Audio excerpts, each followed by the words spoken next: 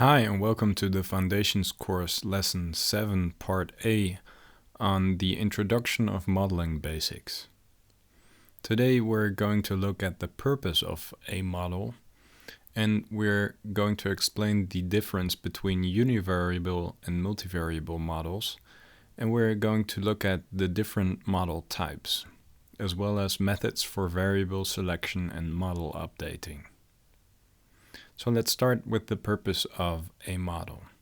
From now on, you may assume that I refer to a regression model when I talk about model, unless I specifically say the specified statistical model, because that's what we have talked about before with the null hypothesis and multiple other assumptions in statistical tests.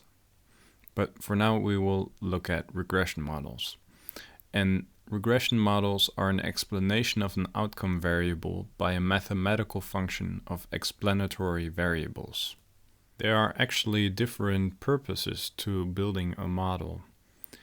The model can either be a tool when we want to adjust for potential confounders or effect modifiers to isolate the relationship between one explanatory variable and an outcome variable, or it can be the goal of the statistical analysis itself, where the model allows other researchers to accurately predict outcome in their patients. And in that situation, we talk about a clinical prediction model. Yet, that distinction in purposes is often not made in the literature. We start off with the difference between univariable and multivariable models. Simple linear regression is a form of a univariable model, where we only have one explanatory variable that is in relationship with the outcome. And the general formula, as discussed before, is y is beta 0 plus beta 1 times x, where beta 1 is the regression coefficient for that one explanatory variable, plus e, the error or residual term. But if we have two or more explanatory variables, then we construct a multivariable model. And in the case for linear regression, that is also called a multiple linear regression. And that changes the linear equation to y is beta 0 plus beta 1 times x1 plus beta 2 times x2, followed by the regression terms for multiple other explanatory variables, and of course the e is error or residual term. And in this situation, the slope is now determined by beta 1 and beta 2 at least. Note that the term multivariate model is oftentimes used to describe a multivariable model.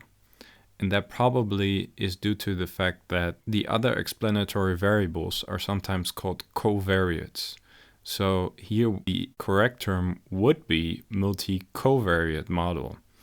But I would just avoid this term because multivariate model is also a type of advanced statistical technique where we model multiple outcomes at once that we're not going to discuss here. So in my opinion, we're better off just calling it a multivariable model because we model multiple variables. Let's look at how that multiple linear regression works. Here's an example of systolic blood pressure measurements as an outcome, and as two explanatory outcomes we have gender, with 0 being the reference category female and 1 being the other category male, and the second explanatory outcome age in years of measures of unit above 20 years. And we construct a function that says that the systolic blood pressure in millimeters mercury is 120 plus 5 times the gender plus a half times age. So that means that the blood pressure for a female aged 20 years is 120 plus 5 times 0 because she is in the reference category. So we can basically eliminate that factor, plus a half times 0 because she's exactly 20 years old. So that means that she has a systolic blood pressure of 120 millimeters mercury. However, if we change the input to a male that is 20 years old, then we have to fill in the formula accordingly. 120 plus 5 times 1, since he's in the other category that has assigned value 1, plus a half times 0, and that factor we can eliminate, so that becomes 125 millimeters mercury. So from this we can conclude that the change in the value of a categorical variable in the equation changes the intercept according to the mean for that specific category. And this change is independent of the slope. That is different for a continuous variable in the equation. Let's look at this example. Now we have a female of 20 years older than 20, so 40 years. So then the systolic blood pressure will be 120 plus 5 times 0 because she is a female, plus a half times 20 is 130 millimeters of mercury. So here the correlation coefficient of a continuous variable increases the outcome value with the value of the correlation coefficient per unit change in the variable. So the correlation coefficient for age above 20 years is a half. And since we have changed the unit in the variable 20 points, we have to multiply a half times 20. So the effects of categorical and continuous variables are different in a multiple linear regression equation. Categorical variables will change the outcome value by a certain offset to the mean value of that category, and this change is independent of the slope, whereas continuous variables change the outcome value by the product of the correlation coefficient and the unit changes in the variable. And this is effectuated by the slope irrespective of the intercept. Alright, let's look at the different types of regression models. So far we have only looked at linear regression models that have to do with a continuous outcome, but there are other regression model types. For example, if we want to use a binary outcome, we need to use a logistic regression model. And if we want to model rate outcomes, we should use a Poisson regression model. And for time to event outcomes, we should use a Cox proportional hazard model, which is part of a survival analysis. So the linear regression model functions as a basis for other types of regression models. We model a continuous outcome type, and because it forms the basis, we do not have to use a link function. I'll come back to what that actually means. The measure of effect is in difference in means, and the effects of variables are additive. Now, if we perform a logistic regression model, we model a binary categorical outcome. And to do that, we have to link the logistic regression model to the linear equation y is beta 0 plus beta 1 times x1 plus beta 2 times x2. And we do that with the log odds or logit. And the measure of effect is not a difference in mean, but it's the odds ratio. And because we do it this way, the effects of variables are no longer additive but multiplicative. And in time to binary events, where we do not have any censored data, but near simultaneous events, we use the Poisson regression model. And here we need to use log as a link function. And the measure of effect is the rate ratio. And the effects of variables are also multiplicative. Actually, all the other regression models have a multiplicative effects of variables.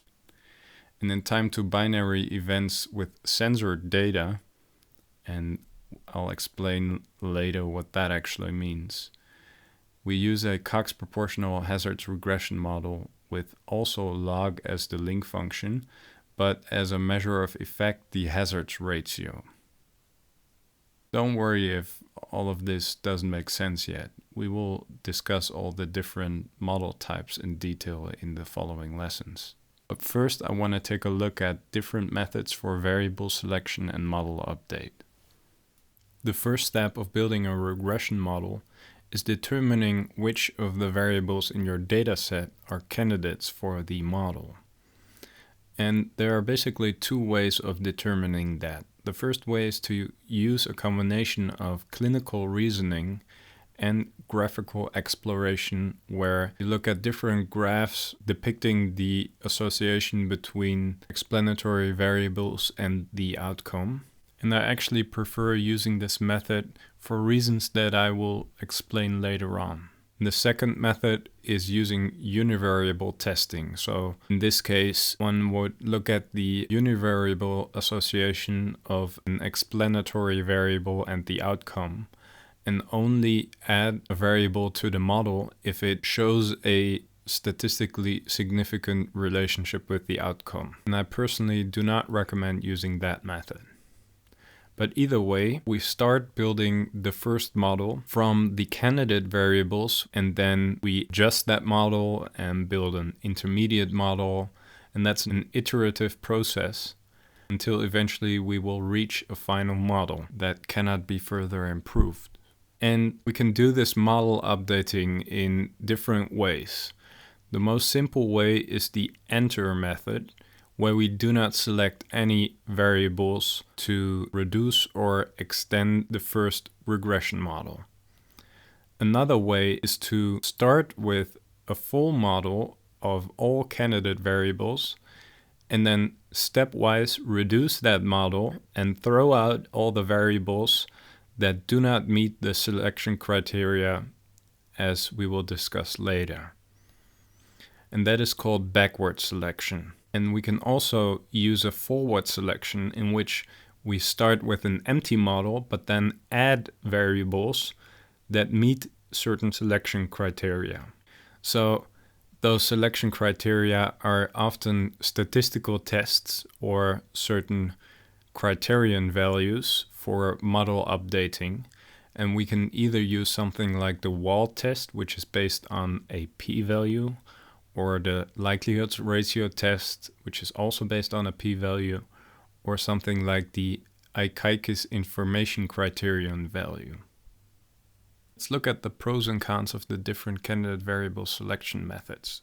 We'll start with clinical reasoning. And of course, you can look at previous literature to help you in your reasoning and to identify potential candidates. Benefits are that these variables are clinically and mechanistically relevant, and this method tends to select important variables regardless of their univariable association with the outcome in your dataset. And the biggest disadvantage is that you could potentially miss unexpected relationships. And I recommend graphically exploring the relationship between candidate variables and the outcome in your database to support your clinical reasoning. The other method is that of univariable pretesting. I don't recommend that. Oftentimes a p-value of 0.05 is used for the univariable selection. However, that's probably way too strict. So if you use this method, the p-value should be increased to at least 0.10 or 0.20. The benefits are this is a quantifiable and reproducible method, but the disadvantages are that the variables are not necessarily clinically and mechanistically meaningful, but more database driven and definitely sample size dependent. Because if you have a large sample size, then variables will be more likely to be significantly related to an outcome, whereas in small sample sizes, those associations will not be found. Furthermore, since the predictive value of variables in the model are dependent on other variables in the model, there's a realistic chance of missing important predictors. And once you have selected your method of choosing your candidate variables, you need to decide how to enter your variables into the model and how to update the model. There are basically three different ways of doing this. You can either use the enter method or a stepwise approach, and stepwise can be subdivided into backward selection or forward selection. And the frustrating thing is that all these methods are used in the medical research literature, but they can result in completely different final models. So the choice is very important and should actually be specified before the analysis in your study plan. And although there is no right or wrong choice, I am going to let you see the different advantages and disadvantages of these methods. So let's start with the enter method. Here we just enter all candidate variables in the model and leave them the way they are, so that the regression coefficients for all variables are adjusted for the other variables in the model. And this model actually makes sense if your model is a statistical tool to adjust for potential confounders or effect modifiers, because in that situation you do not want to change the variables in the model. But it makes less sense if your aim is to build a clinical prediction model that allows other researchers to predict the outcome under study in their own patients. Now, in the backward elimination method, you start with a full model, and then you remove one variable at a time, starting with the least predictive variable determined by certain statistical tests, until the model's predictive ability is compromised. I actually prefer using this method for stepwise model building. In forward elimination, you start with an empty model, and then you add one variable at a time, starting with the most predictive variable determined by statistical tests, until the model's predictive ability is not any longer improved. I don't recommend that because it doesn't account for the fact that variables may become predictive in the presence of other variables that are not yet in the model. So in this way, you can miss out on important predictive variables. Now the next step is to determine which statistical tests or criteria to use for variable selection and model updating. Most commonly, researchers use a statistical test to determine the significance of a single regression coefficient. So in other words, you look at whether the regression coefficient is 0, which is the null hypothesis of these tests, and the alternative hypothesis is that the regression coefficient is not 0. And if a regression coefficient is 0, it doesn't add anything to the model. In linear regression, the t-test is used under a t-statistic.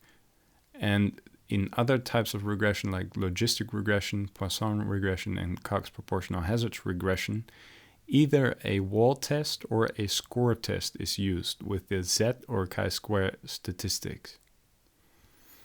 What you can also do is compare two entire models that differ only by one variable, and then look at whether there is a significant difference in the performance of those models. And for all regression types, you can use the likelihood ratio test to do this under the chi-square statistic. For linear regression, you could also use the ANOVA under the F statistic. Now the last option is to look at the entire model fit and performance, and for all types of regression you can use something that's called the AIC or Akaike's information criterion value. And in linear regression you can use the R-squared measure, and in logistic regression you can use the AUC or the area under the curve value.